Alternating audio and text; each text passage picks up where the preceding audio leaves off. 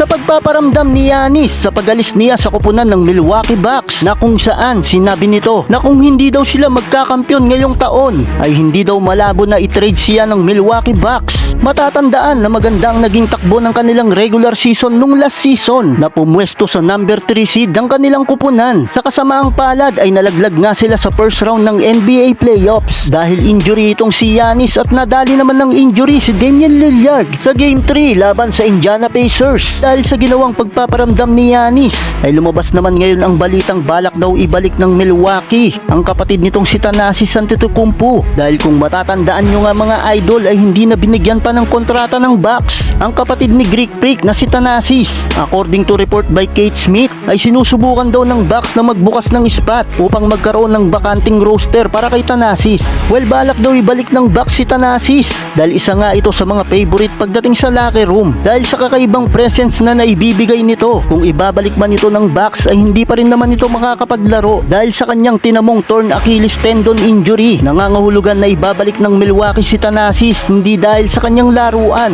Well, may kinalaman kaya ang ginawang pagpaparamdam ni Giannis sa pag-return ng Milwaukee Bucks sa kanyang kapatid na si Thanasis? Well, kayo mga idol, ano ang masasabi nyo dito?